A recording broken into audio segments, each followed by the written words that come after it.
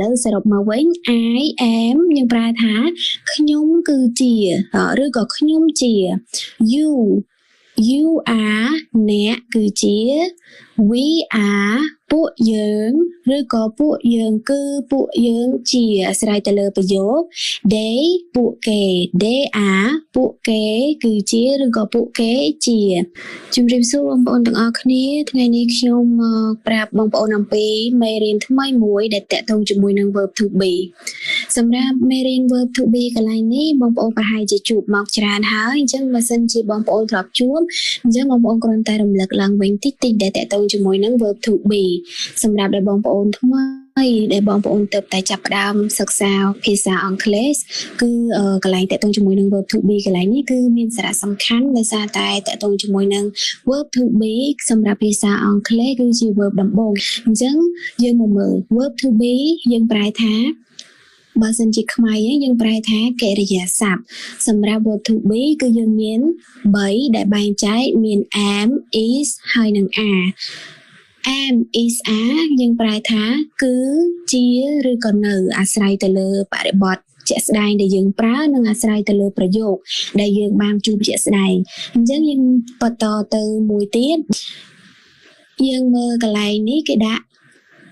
I you we they he she and it អញ្ចឹងសម្រាប់ I you we they he she and it នេះគេហៅថា subject pronouns ដែលគេហៅថាប្រធានអញ្ចឹងយើងមើលនៅពេលដែលយើងប្រើប្រធាន I នេះគឺយើងប្រែថាខ្ញុំអញ្ចឹងនៅពេលដែល to be គឺមានចំនួន3នឹង am are ហើយនឹង is ប៉ុន្តែសម្រាប់ដែលយើងប្រើគឺមានលក្ខខណ្ឌខុសគ្នានៅពេលដែលយើងប្រើប្រធាន I ដែលយើងនិយាយថាខ្ញុំអញ្ចឹងនៅពេលដែល I គឺយើងប្រើជាមួយនឹង to be am បន្តមកទៀត you គឺយើងប្រែថាអ្នក you are we គឺយើងប្រែថាពួកយើងឲ្យតែចាប់ពី2អ្នកឡើងទៅដែលយើងនិយាយឧទាហរណ៍អ្នកហើយនឹងខ្ញុំអញ្ចឹងអ្នកហើយនឹងខ្ញុំនឹងគឺយើងប្រែគឺមានន័យថាពួកយើងទាំងអស់គ្នាឬក៏យើងនិយាយថាពួកយើងអញ្ចឹងសម្រាប់ប្រើជាមួយនឹង to be គឺយើងប្រើជាមួយនឹង are to be are we are បន្តមកទៀត they យើងប្រែថាពួកគេនេះគឺនិយាយថាចាប់ពី2អ្នកឡើងទៅដូចគ្នាដូចតែពួកយើងដែរតែពួកយើងគឺយើងប្រើសម្រាប់អ្នកហើយនឹងខ្ញុំក៏តែជាពួកយើងប៉ុន្តែសម្រាប់ they កន្លែងនេះគឺពួកគេអញ្ចឹងពួកគេគឺយើងប្រើជាមួយនឹង to be are they are បន្តមកទៀត he she and it he យើងប្រែថាគាត់ឬក៏យើងប្រែថាបុរសពេលថាបុរសឬក៏ក្មេងអញ្ចឹងណាក្មេងប្រុសក៏បានដែរគឺអត់សំដៅទៅលើអាយុទេឲ្យតែជាមនុស្សប្រុសយើងប្រើ he យើងប្រែថាគាត់អញ្ចឹងសម្រាប់ដែល to be វិញគឺយើងប្រើជាមួយនឹង to be is he is បន្តមកទៀត she អញ្ចឹងកន្លែងនេះយើងអានថា she យើងប្រែថានាង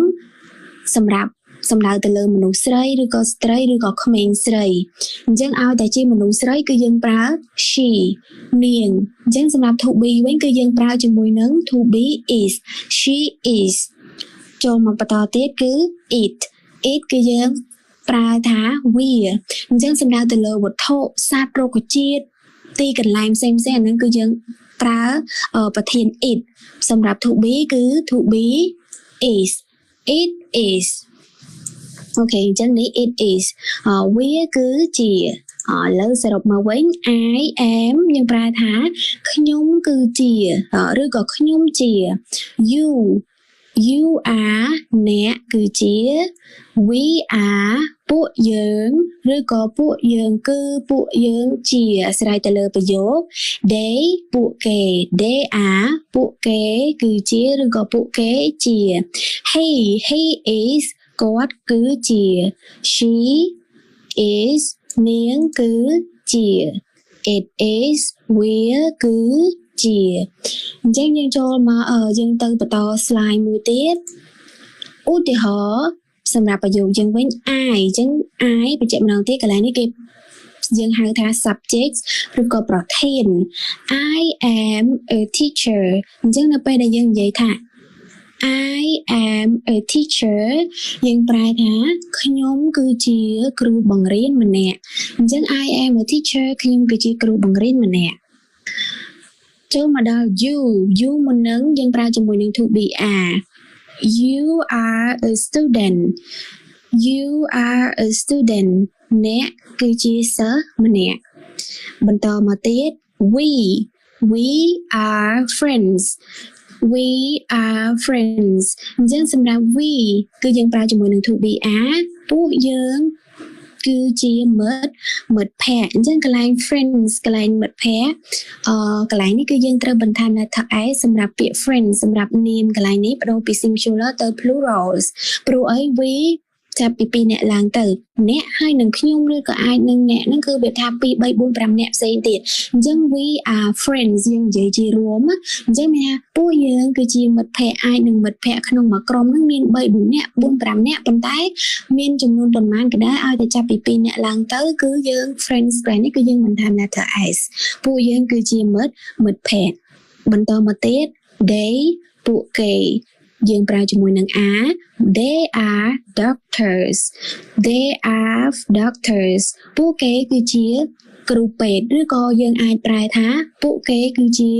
វិជ្ជបណ្ឌិតចាអញ្ចឹងបន្តមកទៀត he she and it អញ្ចឹង he ដូចដែលមុនហ្នឹងគឺយើងប្រែថាគាត់ឧទាហរណ៍ he is a policeman he is a policeman គាត់គឺជាប៉ូលីសម្នាក់បន្តមក she is a cute girl she is a cute girl នាងគឺជាក្មេងស្រីគួរឲ្យស្រឡាញ់ម្នាក់ចុងក្រោយ it is a puppy អញ្ចឹងពាក្យ puppy កន្លែងនេះយើងប្រែថាកូនឆ្កែទូចចាហ្នឹងគឺ puppy it is a puppy វាគឺជាកូនឆ្កែមួយក្បាល